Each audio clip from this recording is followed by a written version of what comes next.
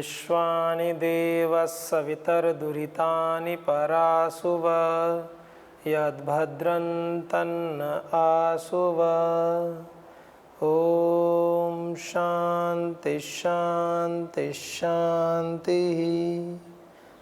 ओम श्री परमात्मने नमः। ओम श्री गुरुभ्यो नमः।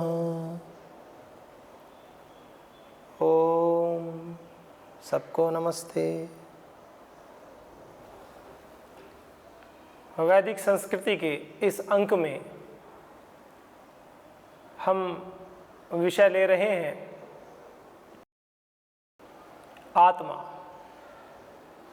आत्मा के विषय को। ऐत्रेय उपनिषद में सृष्टि क्रम के वर्णन के विषय में बात करते करते जब समस्त लोकांतरों की रचना हो चुकी है, इस पुरुष शरीर की रचना हो चुकी है और इस जन्म मरण के बंधन से पार जाने के लिए भी ऋषियों ने इसको बताया है शतम पुरः आयसी आरक्षण। सैकड़ों लोहे की बेड़ियों में मैं बंधा हुआ था। जन्मों के विषय में बताया है कि जन्म होना, फिर मृत्यु होना, फिर जन्म होना, कि जिस प्रकार से कोई व्यक्ति लोहे की जंजीरों में जकड़ा हुआ रहता है, इसी प्रकार इस जन्म मरण के बंधन ने मनुष्य को जकड़ा हुआ है। तो ऋषि जब अपने समस्त जन्मों को जान लेते हैं, कर्मफल व्यवस्था को जान लेते हैं, योग में प्रतिष्ठित हो जाते हैं, फिर वो इस व्यवस्था से पार जाना चाहते हैं। इन मोह जनित बंधनों से मुक्त होना चाहते हैं। इसी को तो मोक्ष कहा गया है।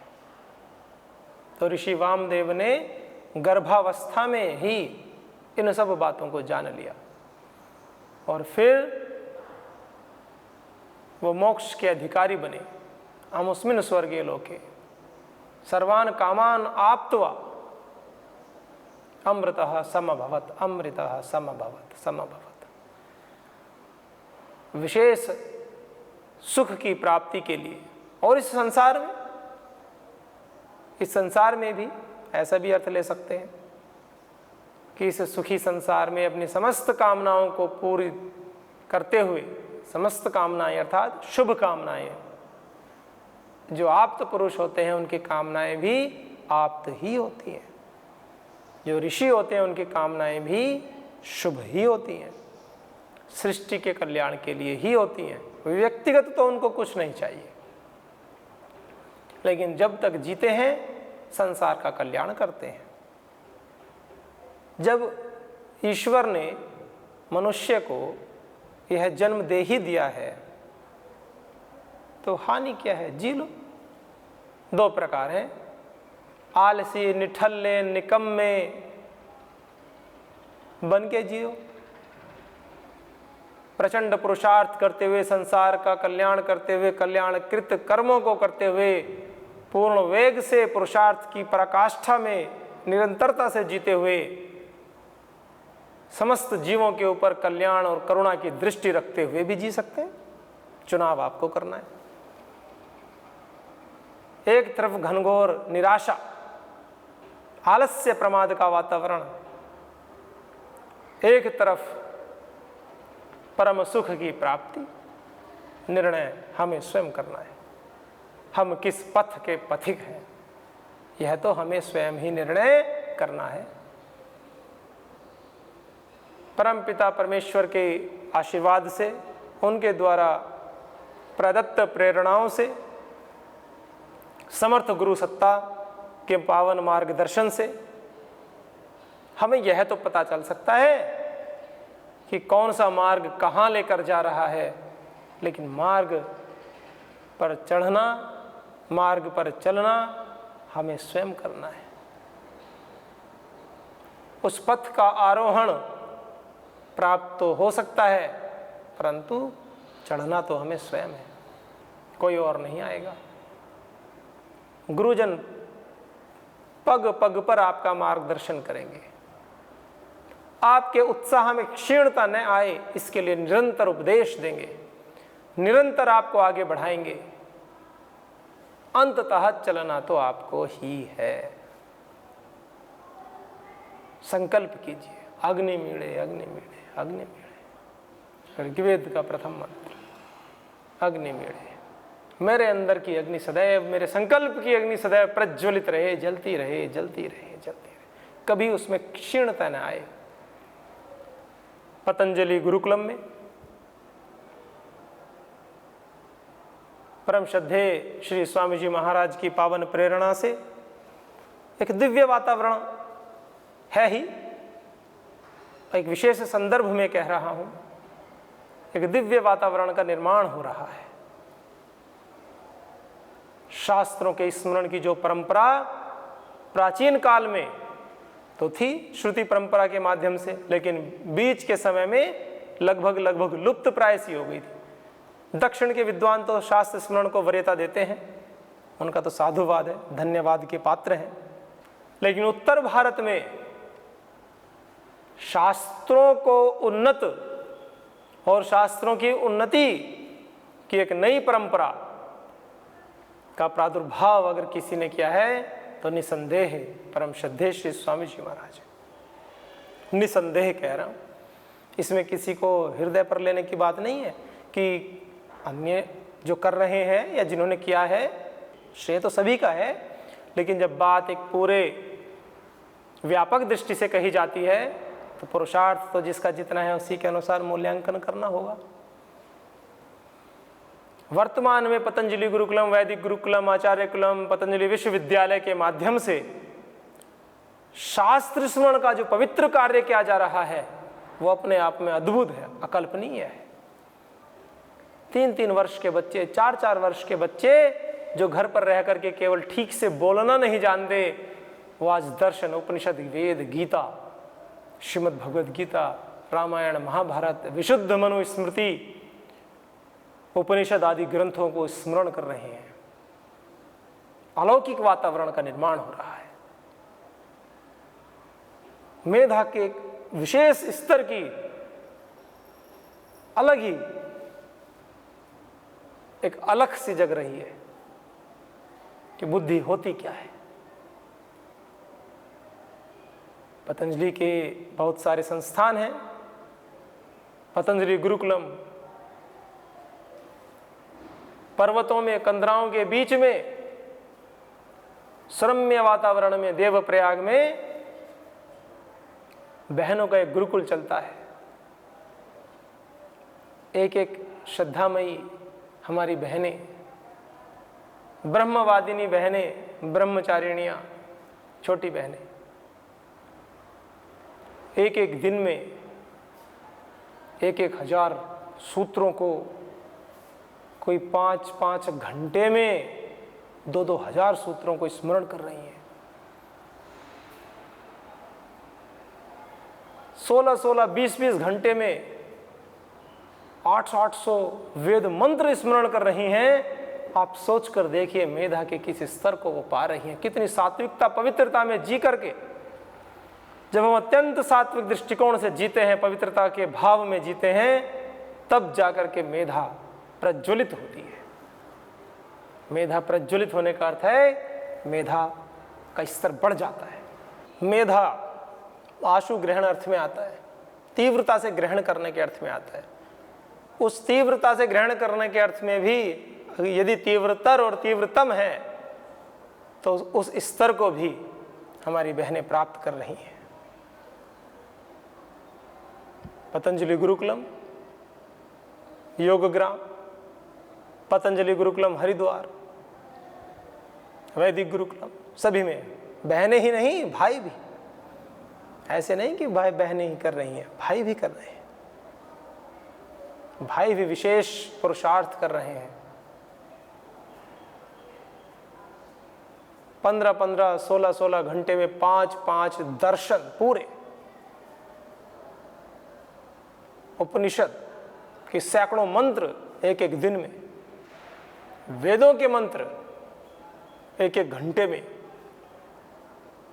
50 से लेकर 100 तक नए मंत्र, आप सोच कर देखिए किस प्रकार से पूरे सात्विक वातावरण में बैठकर ईश्वर के सामीप्य को अनुभव करते हुए गुरु आज्ञा में जी करके जब ब्रह्मचारी ब्रह्मचारिणियाँ पूरी एकाग्रता से पुरुषार्थ करते हैं तो उस दिव्य आनंद का हम जो साक्षात कर सकते हैं वो तो सौभाग्यशाली हैं ही, और जो उनके फल के स्वरूप उन विषयों को आस्था के माध्यम से देखते हैं सुनते हैं वो भी भाग्यशाली है।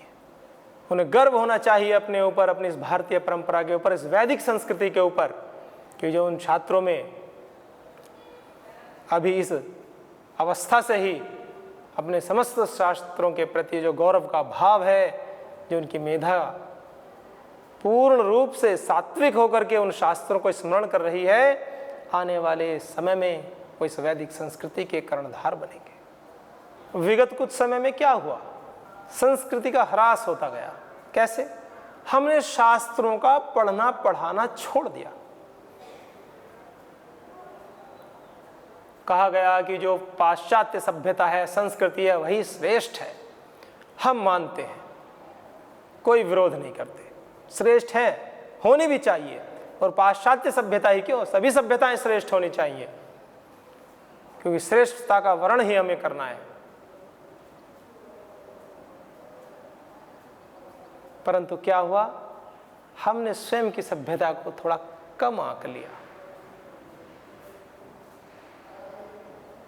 अन्यों की सभ्यता को ही श्रेष्ठ और अपनी सभ्यता को हमने बहुत ही निम्न स्तर का आंक लिया। यही तो भूल हुई हमसे। सभी श्रेष्ठ बने, कोई वैर नहीं है। हम तो कहते हैं सभी सर्वश्रेष्ठ बने, कोई वैर नहीं है, कोई नहीं है। लेकिन स्वयं को, अपनी भारतीय सभ्यता वैदिक संस्कृति को हम कमतर तो ना आके, हीनतर तो न आके, और कोई अतिशयोक्ति नहीं है। अगर कहा जाए तो वर्तमान में प्रचलित समस्त सभ्यताओं में, यदि समस्त संस्कृतियों में यदि कोई संस्कृति श्रेष्ठ है और सर्वश्रेष्ठ है, शब्दों पर ध्यान दीजिएगा, सभी श्रेष्ठ सभ्यताओं में भी अगर कोई संस्कृति सर्वश्रेष्ठ है तो निसंदेह वैदिक संस्कृति है, वैदिक संस्कृति है। क्योंकि समस्त संस्कृतियों के मूल में वैदिक संस्कृति है, और वैदिक संस्कृति के मूल में वेद है, और सबसे प्राचीन ग्रंथ सभ्यता का यदि कोई है तो वेद है। ज्ञान का कोई ग्रंथ यदि है तो वह वेद है, जिसमें सृष्टि की कल्याण की कामना की गई है, समस्त प्राणी मात्र के कल्याण की कामना की गई है, समस्त प्राणी समुदाय को उसके जीवन के अंतिम लक्ष्य से मिलाने की कामना की गई है। हमने उसको विस्मृत कर दिया, अपनी संस्कृति को, अपनी परंपराओं को, अपने आदर्शों को, अपने महापुरुषों को। इसलिए तो पतन हुआ। हमारे सिद्धांतों में मिलावट हो गई, इसीलिए तो पतन हुआ। हमें सत्य असत्य का विवेक करना नहीं आया, यही तो पतन का कारण हुआ। हमारे ज्ञान में संशय हो गया, यही तो पतन का कारण है। आओ वेदों की ओर लौटो, अपनी मूल संस्कृति वैदिक संस्कृति की ओर हम लौटे, ताकि हमें और हमारे जीवन में हमें कोई संशय ना रहे, और हमारा जीवन एक अच्छे पथ पर, वैदिक पथ पर आगे बढ़ता चला जाए। हमें लौटना होगा, उपदेश नहीं, हमें लौटना होगा, आवश्यकता है। यदि मनुष्य को अपना कल्याण चाहना है तो उसको लौटना ही होगा। परम श्रद्धेय श्री गुरु जी महाराज कहते हैं, या तो गुरुजनों की सुनकर लौट जाओ, नहीं तो ठोकर लगेगी, लौट जाओगे। समाज का हथौड़ा जब लगता है, अच्छों के बल सीधे हो जाते हैं। समाज का हथौड़ा, समाज जब समष्टि के रूप में केंद्रित होकर कहते हैं तो एक सत्यों की बात आने लगती है, या कहें कि उस परम पिता परमात्मा की न्याय व्यवस्था का हथौड़ा जब लगता है तब ठीक हो जाओगे। अर्थात जब दंड मिलता है, ऐसे होते हैं ना, कहीं कहीं किसी से घर में कहो, किसी बच्चे से प्रेम से कहते जाएं, नहीं मानते, तो कभी कभी माता पिता थोड़ा कठोर बोल देते हैं, तो बच्चे मान लेते हैं, थोड़ा सा भय। तो इसीलिए मानना तो पड़ता ही है। अच्छा है हम जीवन में कोई, अब यहाँ पर क्या कठोरता होगी आपके साथ? आपकी कठोरता का तात्पर्य है आपको अपने जीवन में दुख मिलने लगेंगे, वही कठोरता है। यदि वैदिक संस्कृति के अनुरूप आपका आचरण नहीं होगा, भटकते फिरेंगे, दुख पाएंगे, और क्या, यही कठोरता है। फिर आप आगे बढ़ेंगे। तो निर्णय हमें स्वयं करना है कि हमें दंड पा करके सुधरना है या सुन करके सुधरना है, यह हमारा व्यक्तिगत निर्णय है। और एक बात और, जो सज्जन पुरुष होते हैं, जो समझदार विवेकी पुरुष होते हैं, उनके लिए उचित है, उनके लिए अत्यंत उचित है कि वह इशारे मात्र से विषयों को समझ जाया करते हैं, समझ जाना चाहिए। क्यों? क्योंकि जो व्यक्ति जितना अधिक ज्ञानवान होता है, जिसका स्तर जितना अधिक उच्च होता है, जो अधिक बुद्धिमान होता है, उसका दायित्व अधिक होता है। एक 30 या 40 वर्ष के व्यक्ति को जो समझदार है उसको दंड अधिक मिलता है, एक 18 साल के व्यक्ति को दंड थोड़ा कम मिलता है, और एक 10 साल के बच्चे को दंड और कम मिलता है, और जो शिशु है 3-4 साल का बच्चा, उसको दंड और कम मिलता है। ना भी मिले क्षमा कर देते हैं। समान अपराध का दंड 4 प्रकार के व्यक्ति करें तो उनके बौद्धिक स्तर के अनुसार दंड की सीमा तय होती है। तो अगर किसी विषय को कहा जाए कि यह गलत है और त्याज्य है, जो विवेकी पुरुष हैं वो सुन करके यदि नहीं मानते हैं, ईश्वरीय न्याय व्यवस्था में वो अधिक दोषी हैं।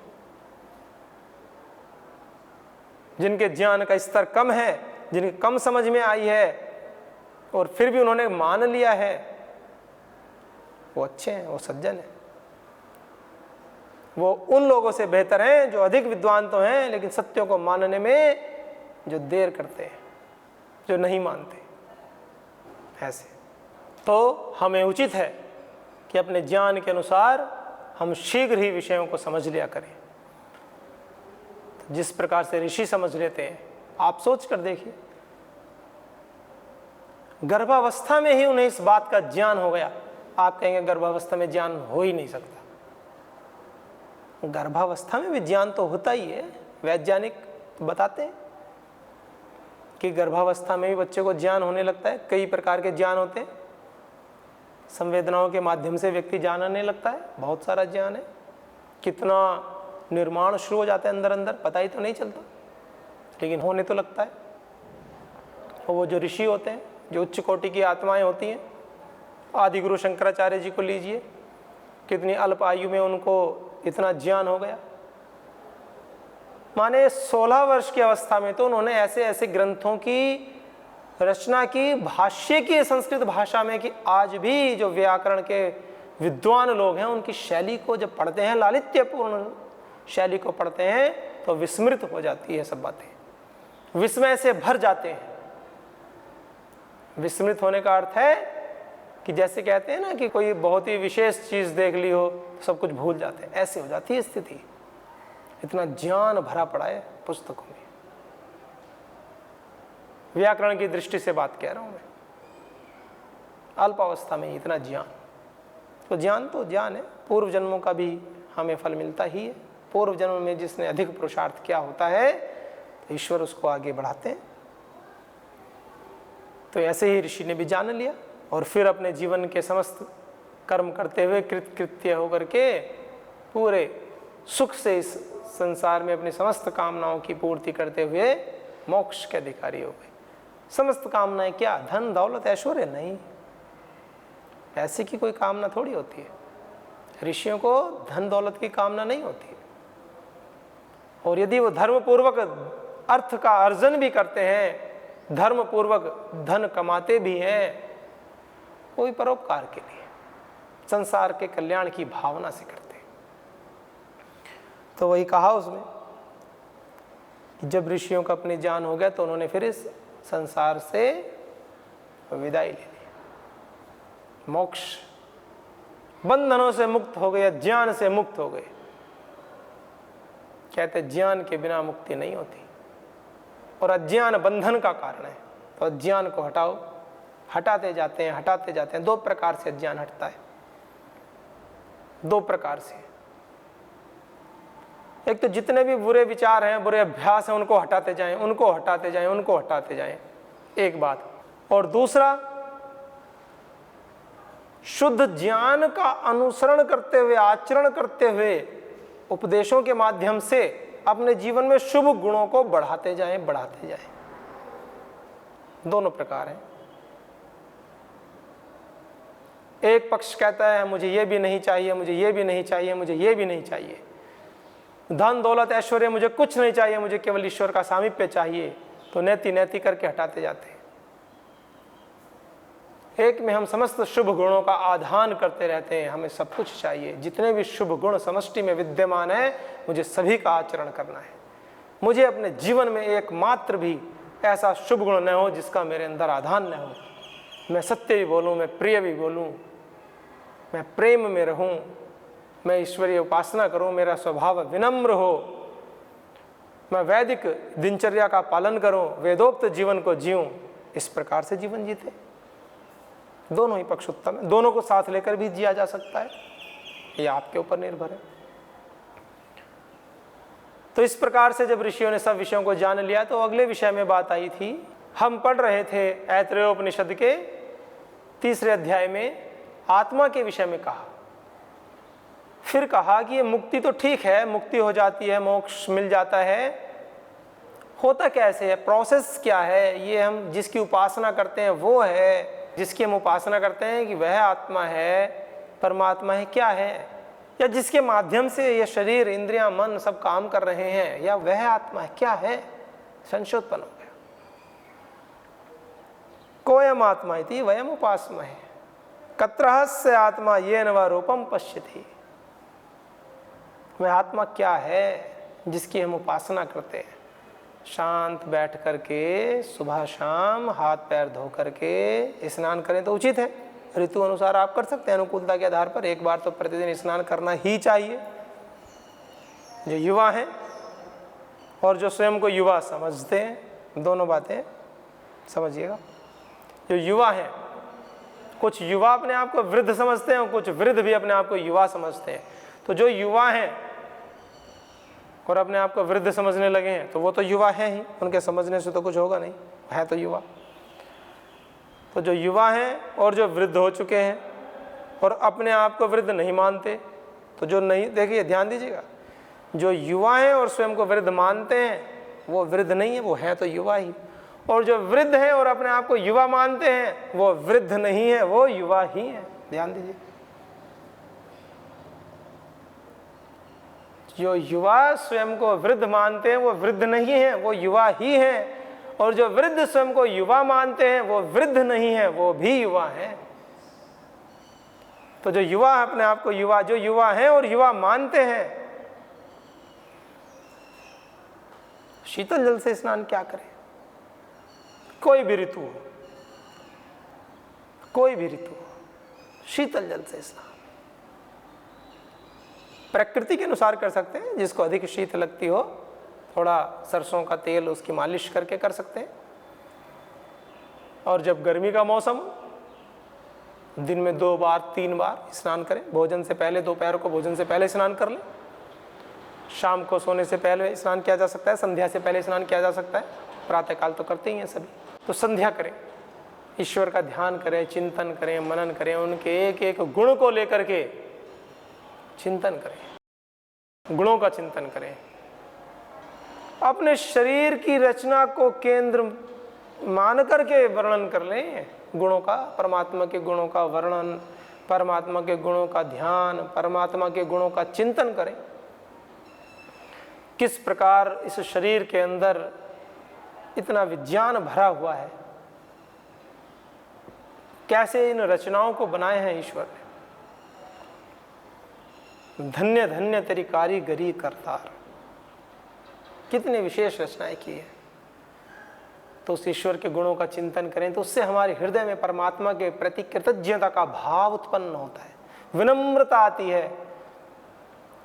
हवा, पानी, जल, आकाश, वायु, पृथ्वी, सब कुछ तो हमें दिया है, हमसे लिया क्या है? हम कोई सामान लेने जाते हैं तो पैसे देते हैं, परमात्मा ने क्या लिया है? और प्रत्येक चीज, प्रत्येक वस्तु की कीमत हमारे प्राण हैं।